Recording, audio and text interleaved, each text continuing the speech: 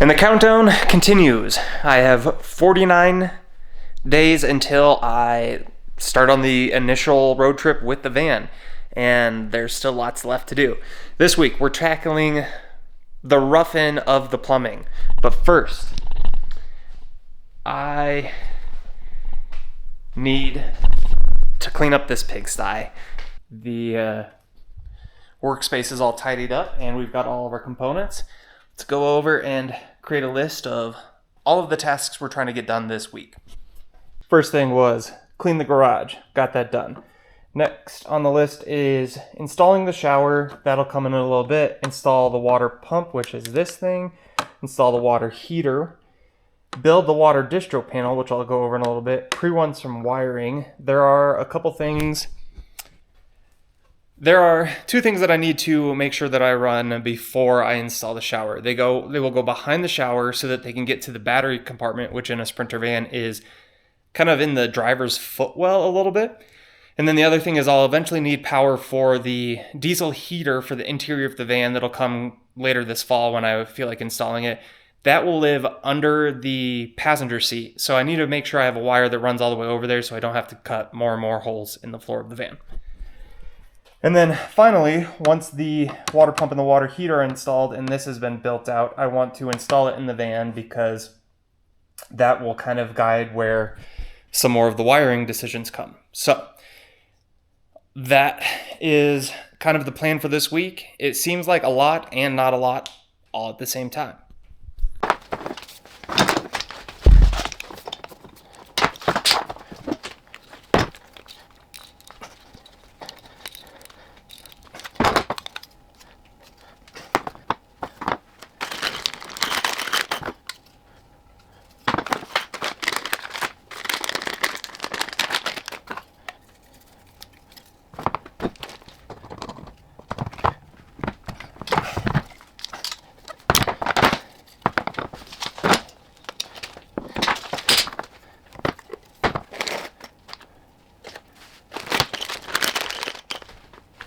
Here we have the completed distribution box. I don't know where they'll actually go. That'll all come together in the van, but essentially the water flows out of the pump into this little distro panel block thing.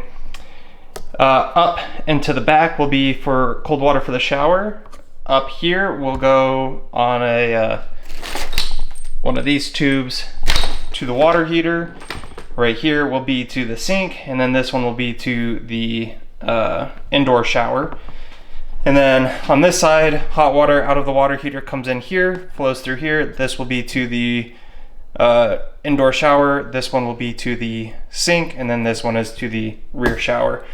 And I put these valves on each of them so that should I need to, like service or repair or replace or anything, I can cut off water to any of the individual items and not have to worry about it.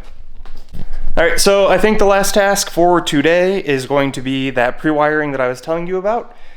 I think the shower and the installing of the water pump and the water heater will take a little bit of time, so I kind of want to have more time than this fading evening light. So out to the van. As part of this electrical power kit or whatever, you get all of these really nicely braided cables, and some of these, like this, is supposed to go to this. That's a lot of cable for this, so I'm going to try to see if I can re-terminate these or whatever, but I'm not really an electrician, so I don't really want to mess with it. But on top of that, you also get ones like this, and if you look real close, it is labeled as Alt-In, and down here we have 3 that are labeled as Alt-In, and what Alt-In stands for is alternator in, or if you notice, they also say PV, photovoltaic, so solar panels. Anyway, in a Sprinter van, the battery lives under the driver's footwell, and then under here there's some cabling.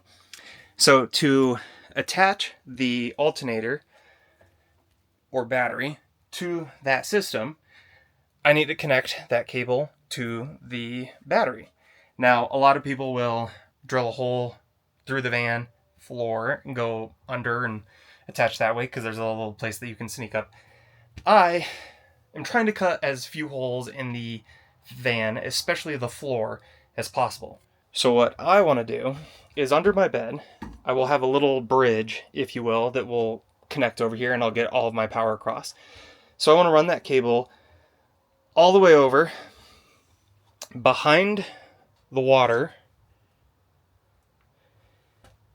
back around here, and then tuck it in under that panel, and then eventually I'll have a little piece that goes to it, and then I'll have a fuse. Additionally, in here, this is hollow, so I will put a diesel heater in there. And again, I don't want the cables running out of the van if I can help it. So one solution would be to just kind of run it in this footwell and tuck it behind and go back. But because that's a high traffic area, I'm not sure I really want to do that. So I also need to run a little 12 volt cable along that same path. So here we go.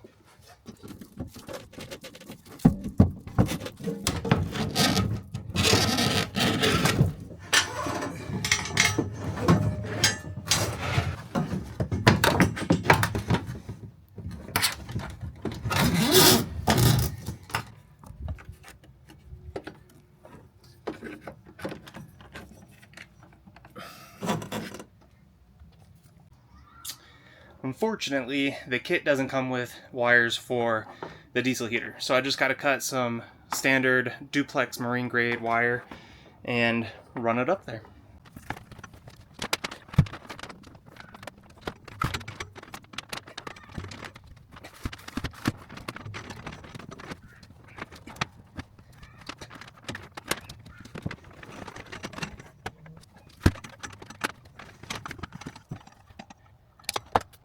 And that is pre-wiring done for now. I mean, next week I've got way more pre-wiring to do. All right, I lied. I just started thinking about everything that I had left to do and decided I needed to get more done. So we're gonna try to get the water tank, the water heater, and then the water pump installed and try to get some things connected. And that'll put us in a better spot to do the shower in the morning and tidy some more things up. So one of the tricky things is the water heater is connected on tabs like this, but when you get towards the back, it's a little hard to reach in there. So what I need to do is figure out spacing, figure out if it clears here, mark this out, and then remove the actual tank from these bars, secure them in, and then slide this back in. Successfully got these installed. Now just to slide that through.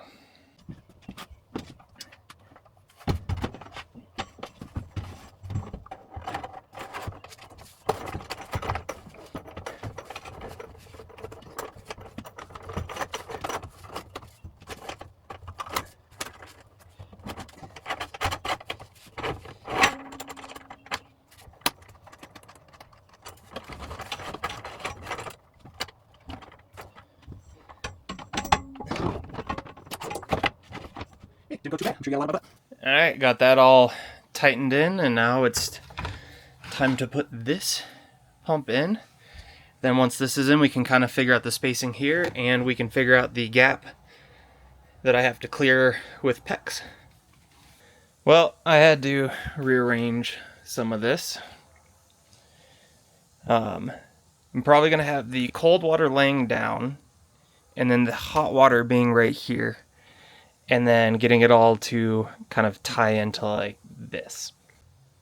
Well, it's a good thing that I came out here and played with this, because I'm going to have to tweak some things a little bit, and then also I'm missing a part, so I actually won't be able to like fully connect this tomorrow. But hey, this is what happens when you're building a van for the first time. Alright, and I got the pump screwed in, and the little piece of PEX all tightened in.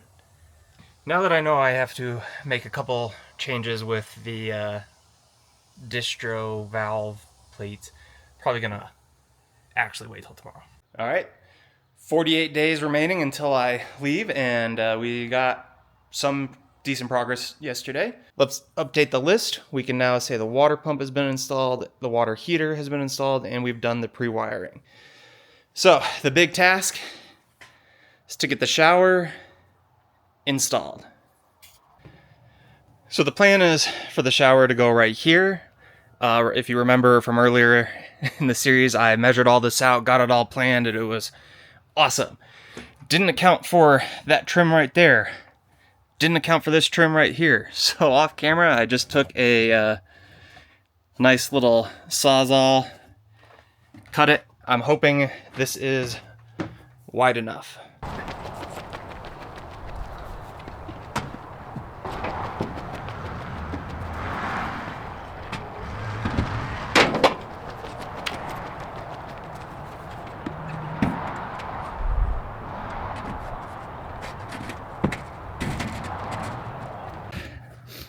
Learning a lot, and unfortunately it's quite overcast and spitting rain this morning. Well, as you can see from all of the scratch marks, this is quite a tight fit here. Luckily the ceiling panel attaches from the inside, but I might have a little bit of an issue, so we'll see about that. Now, the instructions say to fit the left side first, then the back to the left side, and then tuck the right side in. The issue is my space is so tight here that I'm probably gonna do the right side, the left side, and then kind of shove it back in and then put the floor in and try to lock it all in place. I don't know if that makes sense to you. It makes sense to me. I'm gonna give it a shot. Here we go. Let me tell you, that was an ordeal. I had to go to the store and get a different rivet gun because it just wasn't working. And then it's just tight. But it's there. Now, per the instructions, I do the floor, and then I think I do the door, and then I can do the ceiling. Because the ceiling you're supposed to do after you've cut in where you're going to put lights and all that, and I don't know where I'm going to do that just yet, so we'll see. Plus, there's not a ton of space for the rivets to pop in behind the ceiling, so we'll have to figure that out. But progress. There's honestly just like not a great spot to film from because it's such tight quarters. But this is the moment of truth to see if I have enough space.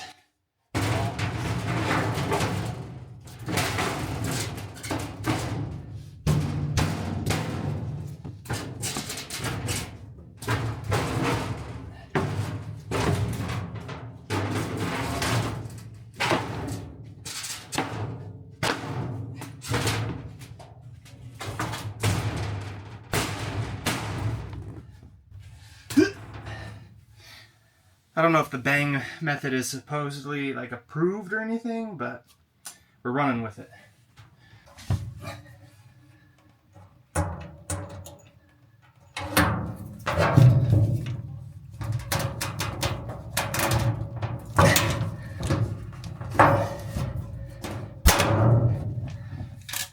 Well, I have successfully steamed up the windows.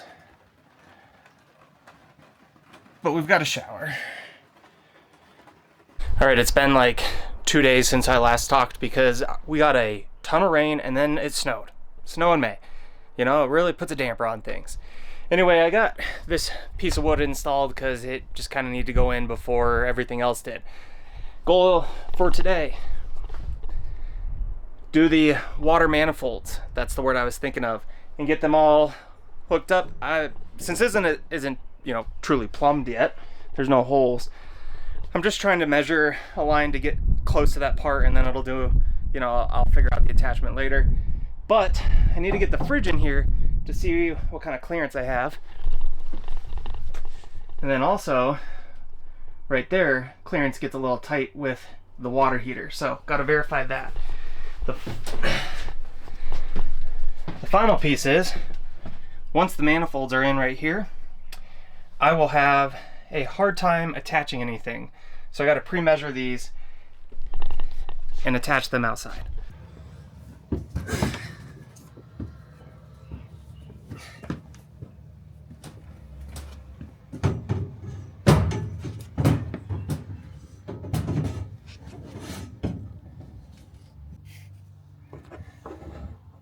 Well, as you can see, there is some spacing. It's not a ton, but it's enough for what we need, so that's a big win.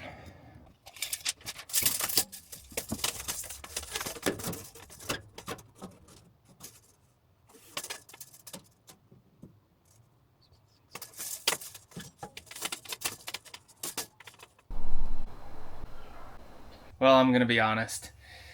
That install was rough, and I didn't really film much of it because this isn't a DIY channel and I didn't want to put bad information out there, and I was really struggling.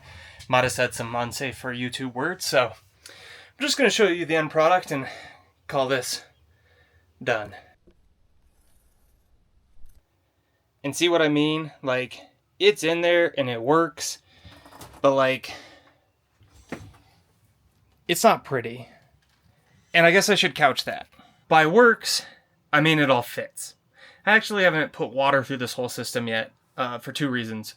One, I'm going to change the layout ever so slightly because this board is literally held on one screw. I stripped two others, I broke out this board, it's kind of loose down at the bottom. So I didn't really want to do much with it, but I have the general idea of how it's all going to go down in. The second reason, I don't have power in here. So a little hard to turn on the water pump when there's nothing to turn on. So, next week, the goal is to get DC power wired up. AC is going to be a little bit, still need to figure that out, still a little skeptical about all that, but DC I'm pretty solid on, understanding-wise. Anyway, like I said, these next couple of videos are going to be kind of weird because as much fun as building the van has been, and it has been fun for the most part, I kind of want to just get out on the road. So I'm just kind of trying to get it done, and there's just so much to do right at the end to finish it all up, and I'm just kind of getting anxious. On top of that, I got triathlon training and packing and all sorts of stuff. So just bear with me. It'll be fun. If you've made it this far, thank you for watching, and I will see you around the bend.